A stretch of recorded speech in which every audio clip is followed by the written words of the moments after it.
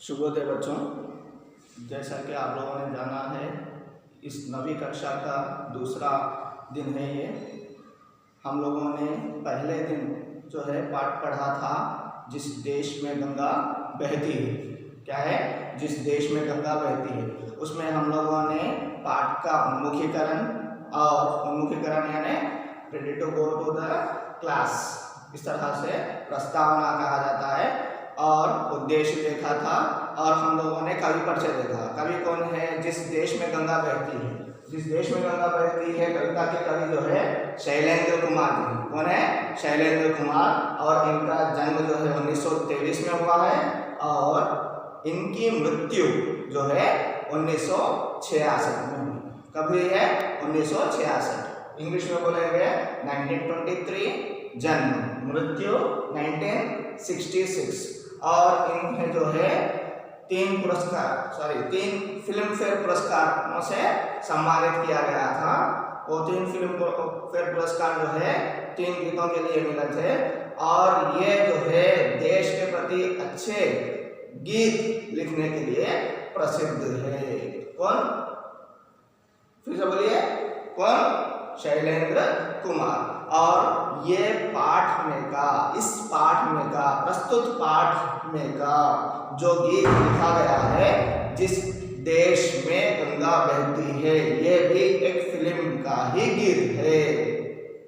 यह फिल्म का ही गीत है। जैसा कि हम लोगों ने पिछली कक्षा में देखा था, वो गीत गाकर भी सुनाया गया था। फिर एक बार एक कविता को, एक पद को जो है गाते हुए आप लोगों को आगे का अर्थ भाव समझाया जाएगा। देखिए, जहाँ होठों पे सच्चाई रहती है, जहाँ दिल में सफाई रहती है, हम उस देश के वासी हैं जिस देश में गंगा बहती है, जिस देश में गंगा बहती है। गंगा बहती है, जिस देश में गंगा बहती है। कौन सा देश है जिस देश में गंगा बहती है? कौन से देश में गंगा बहती है? भारत देश में। जिस देश में गंगा बहती है, कौन से देश में? भारत देश में गंगा बहती है। बहना यानी फ्लो होना। क्या होना? फ्लो होना। जिस देश में गंगा बहती है, हम उस देश के वासी हैं। हम उस देश के वासी है जिस देश में गंगा बहती है। ये जो पवित्र नदी गंगा है, ये जो पवित्र नदी, प्यूरिटी के लिए सिंबलाइज्ड नदी जो गंगा नदी है, उस नदी, वो नदी जहाँ पर है, उस भारत देश के वासी हम हैं। वासी यानी रहने वाले, भारत में रहने वाले, उस देश के वासी। उस देश यानी कौन सा देश? भारत देश। कौन सा देश? भारत देश। उस भारत देश में हम लोग कितनी अच्छी तरह से रहते हैं, मिलजुल कर रहते हैं। और हमारे होंठों पे, होंठ यानी क्या है? लिप्स। होंठ यानी क्या है? लिप्स यानी तेलुगु में बोला जाता है पेडवल। ओके, हमारे जो होंठ होते हैं, होंठों पे सच्चाई यानी ट्रुथ। सच्चाई यानी क्या है? ट्रुथ यानी हम लोग कभी झूठ नहीं बोलते। जो भारत में रहते हैं हम लोग कैसे रहते हैं? सदा सच बोलते हैं, किसी से झूठ नहीं बोलते। जहाँ दिल में सफाई रहती है, यानी एक दूसरे के प्रति, एक दूसरे से हम लोगों को, हमारे दिल में जो है जो संकीर्ण भावनाएं हैं, दूसरों के प्रति गलत भावनाएं हैं, उस तरह की भावनाएं नहीं रहती। इस तरह के भारत देश के वासी है हम, इस तरह के वासी है हम, जहाँ पर हमारे होंठों पे सच्चाई रहती है, दिल में सफाई रहती है। सफाई यानी बहुत अच्छे से रहते हैं, किसी के बारे में दुरुद्देश्य यानी बुरा उद्देश्य नहीं है। इस तरह से हम लोग हैं। कहाँ के रहने वाले? जिस देश में गंगा बहती है। किस देश में? भारत देश में। उस तरह के लोग हैं हम। यानी पहले जब शैलेंद्र कुमार जी ने इस कविता को लिखा था, इस गीत को लिखा था, हमारा भारत देश बहुत महान देश था। इस तरह के लोग रहा करते थे। आजकल के कलुषित जमाने में जो दुष्ट हो गया है, जो खराब हो गया है, इस तरह के लोग कम मिल रहे हैं। लेकिन हमें इस पद्य से, इस गीत से, जो भारत देश में, जिस देश में गंगा बहती है गीत है, उसे सुनकर नेक्स्ट आने वाले फ्यूचर्स में हम लोगों को भी, आने वाले ज़माने में हम लोगों को भी इसी प्रकार, किस प्रकार, जिस प्रकार सुरेंद्र कुमार जी ने कहा है, उसी प्रकार का जो है भावनाएं रखते हुए हमारे जीवन व्यतीत करना है, यानी हमारा जीवन को आगे बढ़ाना है।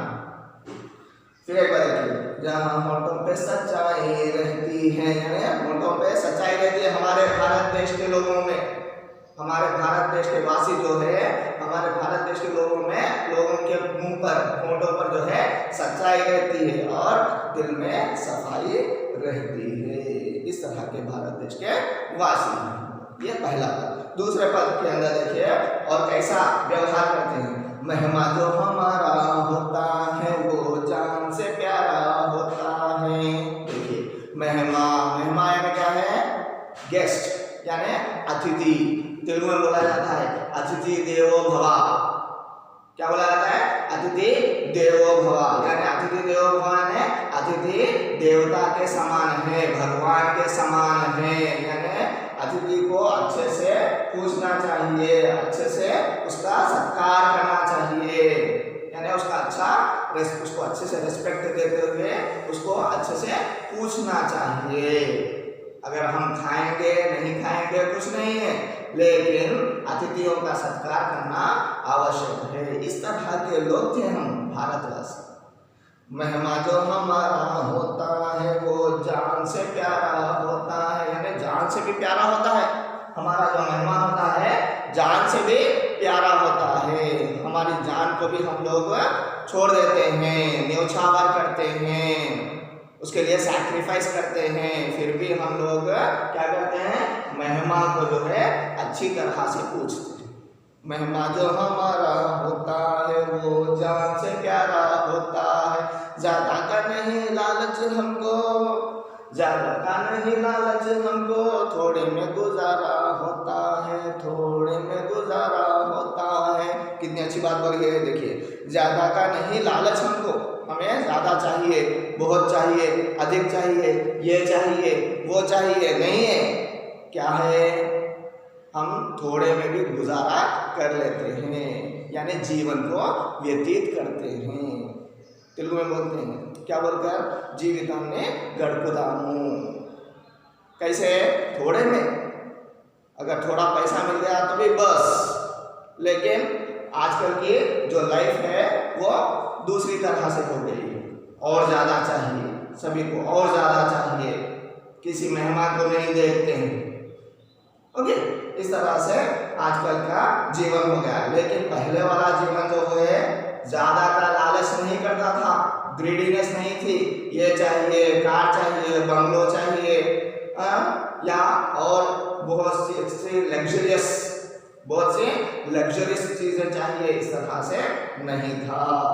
ज्यादा का नहीं लालच हमको, थोड़े में गुजारा होता है। थोड़ा पैसा होने पर, थोड़ी रोटी होने पर, एक रोटी होने पर, दो रोटी होने पर भी हमारा जीवन चलता है, हमारा जीवन चलता है। इस तरह के भारत देशवासी थे हम लोग, इस तरह के भारत देशवासी थे।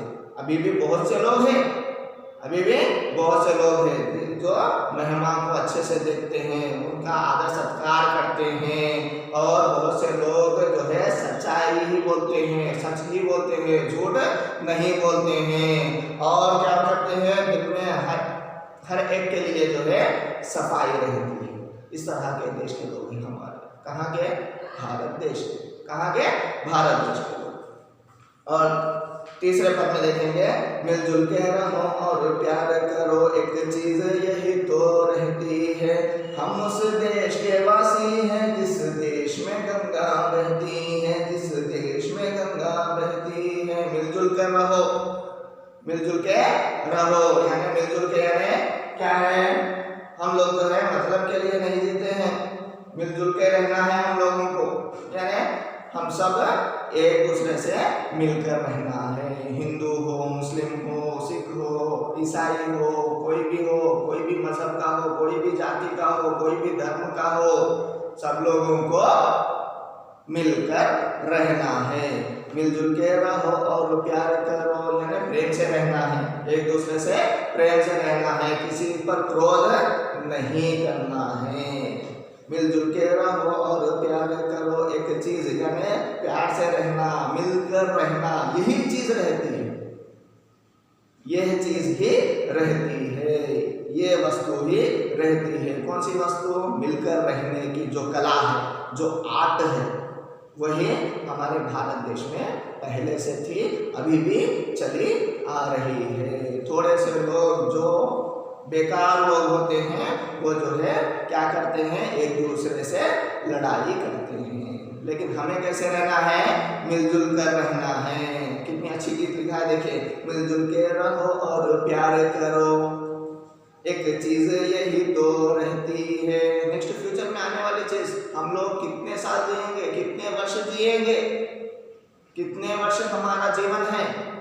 20, 30, 40, 50, 60, 70 या एट लास्ट 100 ईयर्स। उसके बाद हमें ऊपर जाना ही है।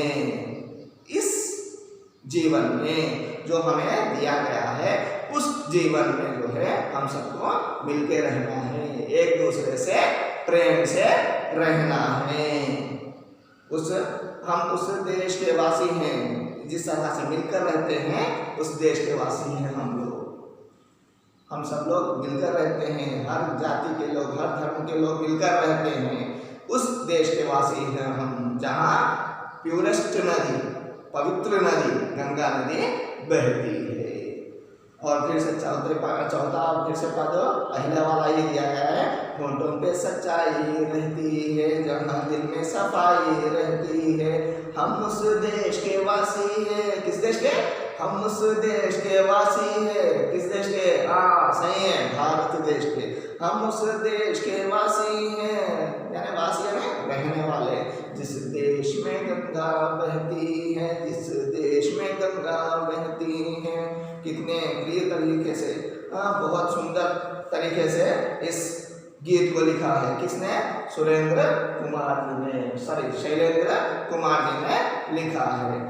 इस तरह हम लोगों ने जो है 9वीं कक्षा के पाठ का जो भाव है वो बहुत अच्छी तरह से समझा है, और आने वाले हमारे जीवन में भी हम लोग, हमारे शैलेंद्र कुमार ने जिस तरह हमें ये चीज़ सिखाई है, मिलजुल कर रहने की चीज़, और हम सबको सच ही बोलना है, झूठ नहीं बोलना है, और सबके प्रति जो है कैसी भावना रखनी है, दिल में सफाई वाली भावना रहनी है। ये सभी कुछ हमारे जीवन में रहना है, और मेहमान के साथ अच्छे से रहना है।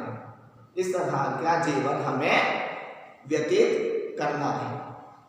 ओके, इस तरह से करेंगे और कभी झूठ नहीं बोलेंगे तो हमारा जीवन आसानी से, सरल से, और हमारा भारत देश गंगा नदी की तरह पवित्र बन जाएगा। हम लोग पवित्र हैं, गंगा नदी पवित्र है, तो भारत देश भी पवित्र बन जाएगा, साफ सुथरा बन जाएगा, कहीं पर लड़ाई झगड़े नहीं होंगे। इस तरह का भारत देश हम आगे आने वाले पीढ़ियों को देना चाहिए। इस तरह का देश देने के लिए मैं आप लोगों को आमंत्रित करता हूं, और आने वाली कक्षाओं में हम लोग जो है व्याकरण से संबंधित, जो पहला पाठ में व्याकरण से संबंधित है, उसमें हम लोग आगे वाली कक्षाओं में जानेंगे। धन्यवाद।